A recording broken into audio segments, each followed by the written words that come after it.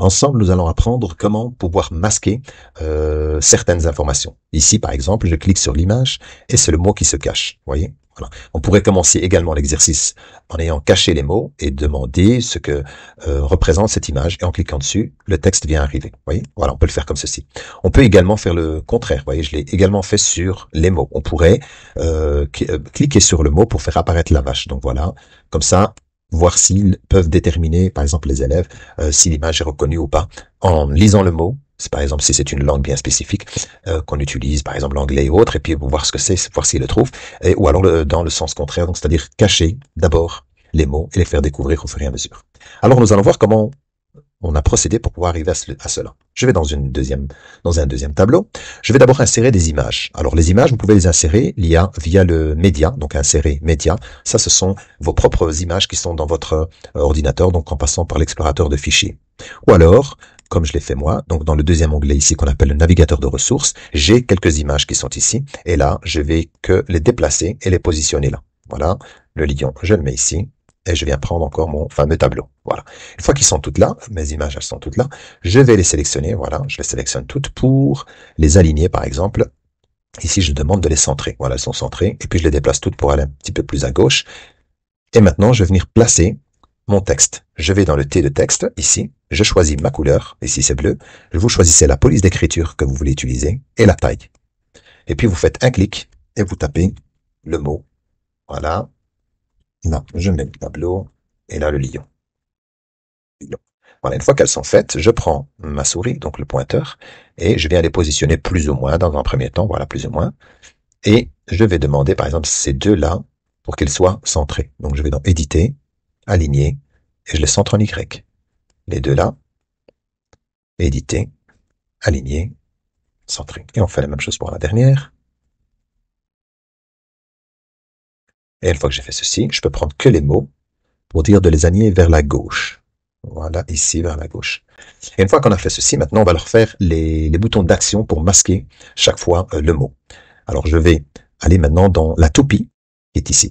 Et alors, avant d'aller dans la toupie, il faudrait d'abord que je nomme chaque image. Par exemple, cette image-ci, je vais dans l'identification et je vais l'appeler vache. Ce sera beaucoup plus simple pour faire l'atelier. Une fois que j'ai fait ça, j'appuie sur la touche Entrée pour qu'il puisse prendre en compte le mot ou bien aller cliquer ailleurs. Et comme ça, on est certain que quand je clique là et je reviens, le mot vache est bien là. Parce que si vous cliquez simplement, par exemple, sur tableau, vous faites tableau. Là.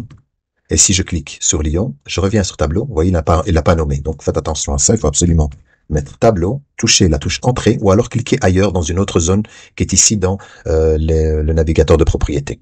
Je vais dans lion. Je fais la même chose pour lion. Voilà, la touche entrée, ou bien je clique ailleurs. Et regardez maintenant, tableau, vache, tout est bien resté là. Je fais la même chose pour les textes. Je m'appelle vache, la touche entrée, tableau, la touche entrée, lion, voilà, la touche entrée. Et je vérifie, voilà, tableau est bien là, vache est bien là, et le dernier que j'ai fait, lion, est bien là. Une fois que je les ai nommés, ce sera plus simple, parce qu'ici, regardez, dans le navigateur d'objets, je vois bien les noms. Je vais dans la toupie, et je vais aller dans sélection actuelle, et non pas glisser, déplacer, mais sélection actuelle. Et je dis que quand je clique sur la vache, je voudrais masquer le mot vache. Eh bien, je dis cible, je clique là, et regardez l'importance d'avoir les noms. Là, je vois vache, c'est bien le T de texte vache. Je fais OK, je fais appliquer. Je fais la même chose pour le tableau, je lui dis de le masquer. Masquer qui? La cible. Je vais masquer le tableau, le texte tableau, je fais OK. J'applique. Et je fais la même chose pour le lion, cible, le texte lion, je l'applique. Voilà, si vous avez compris le principe, maintenant il faut le faire dans l'autre sens. Je prends le mot vache et je dis j'ai envie de masquer l'image vache. Je fais OK, appliquer. Je vais la même chose pour le tableau. Je clique sur lion, j'applique. Voilà, pensez à appliquer parce que si vous appuyez pas sur le bouton appliquer, tout ce que vous avez fait ne fonctionnera pas. Je vais dans lion, je fais appliquer. OK, pardon, et je fais appliquer. Voilà, c'est appliqué. On va tester si ça fonctionne, et ça fonctionne bien. Alors pensez bien sûr, une fois que vous avez fait tout ça, c'est de verrouiller tous les objets. Donc tout ça, il faut les sélectionner, et il faut les verrouiller. Alors vous faites toute une sélection, comme je viens de faire. Je vais vérifier ici, d'ailleurs, dans le troisième, regardez, tous les cadenas sont verts. Alors j'ai la possibilité, bien sûr, si je veux cliquer ici et de verrouiller, mais c'est un à la fois.